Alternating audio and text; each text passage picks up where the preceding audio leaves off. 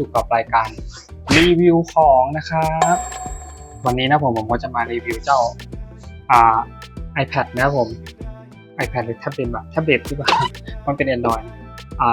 แท็บเล็ตนะครับผมของ D-Max นะครับผมนี่ตอนนี้ผมก็ซื้อมานานแล้วผมจะมารีวิวนะครับผมหลังจากใช้มาประมาณ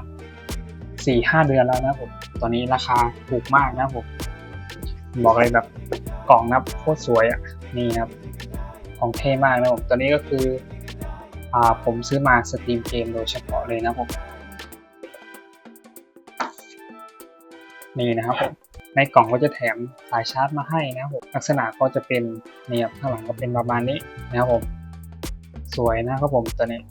ข้างหลังก็เป็นนี้มันเป็นแบบพัสดุแบบหนักๆหน่อยอ่ะมันพลาสติกอ่ะแต่ก็ไม่ใช่ว่ะเพราะมันไม่ใช่พลาสติกนี่หว่ามันเป็นเหมือนแบบเลดหรือโลอะไรก็ไม่รู้นะครับผมแต่ว่าค่อนข้างหนักนะครับผมตัวนี้